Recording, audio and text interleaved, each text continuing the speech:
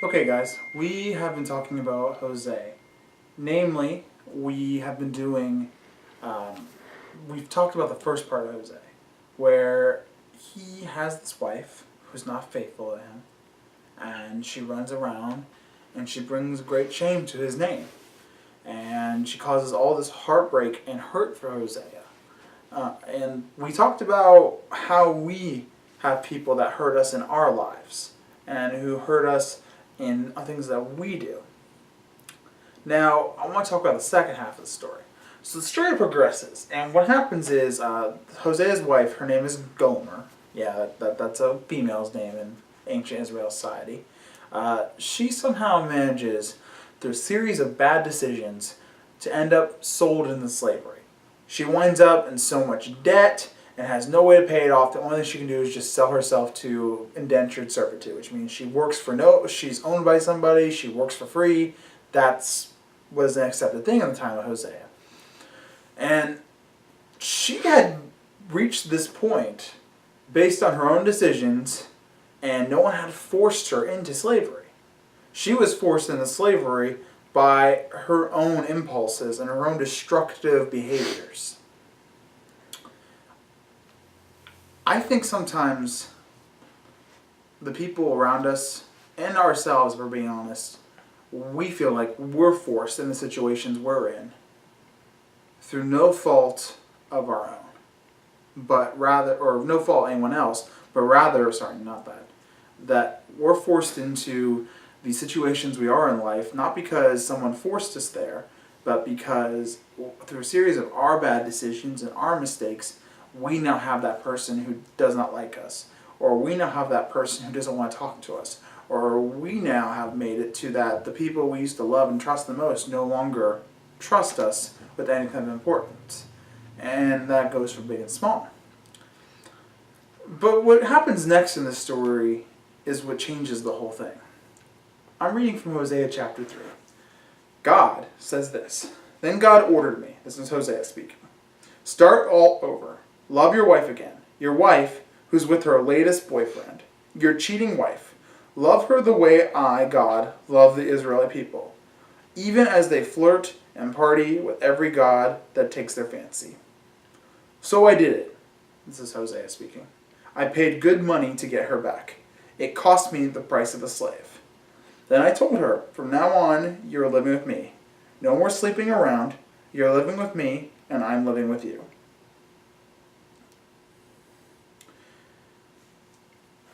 I think the story, and we talked about this, when God gets frustrated, he likes to make these big, elaborate statements. And in this case, the entire life of Hosea is his statement.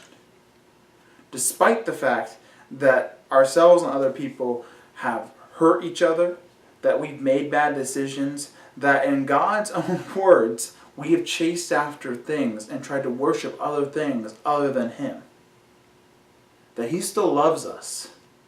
And he's still willing to pay the cost it takes to get us back and for us to be with him.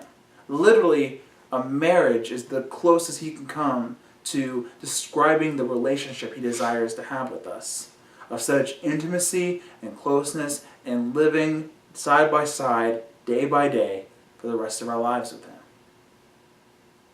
Guys, God loves you so much, and he loves those around you so much, he doesn't care what you've done. He doesn't care what the people around you have done. He wants to pay the cost. And don't get me wrong, there is a cost to our mistakes.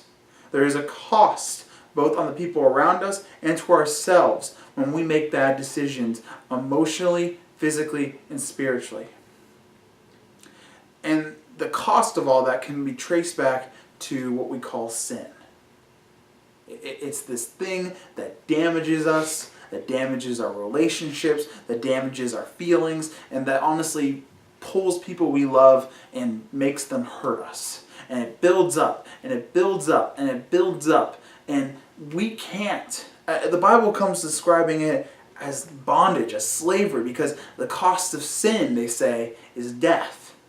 There is no monetary value you can do. There's nothing you can do to balance the scales, to turn back the hands of time, to make it that you've never sinned. You can't do that. You just keep collecting this bad stuff around you. And what God is saying is, I'm willing to pay that cost and let you start over again with me. Not only with me, but as time progresses, you can actually, through the grace of God, start over with those around you and have fresh starts with people who have hurt you, and let them have fresh starts to the people you have hurt. It's not easy, but it's doable. I think there's a lot of us who have that one person we know, there's no way we can ever mend the bridge that we've burned with them. There's no way we can ever reconnect the way we used to be. We're just done with them. Can I be honest with you? If through God, incredible, impossible things have happened between people in mending those relationships.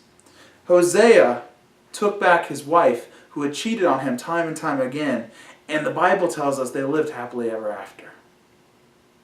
They managed to mend that relationship. I'm not saying there wasn't hurt, but through God and through hard work on their sides of willing to change and grow, Hosea and Gomer took that broken relationship and turned it into something beautiful. And that was good for both of them, and that they loved each other genuinely, and they found real happiness with each other. Guys, that's what God has on the table. A chance to fix our broken relationship with Him, and a chance to fix our broken relationships with those around us. And that's what we're going to talk about tonight. Where do we take our first steps? God bless, guys.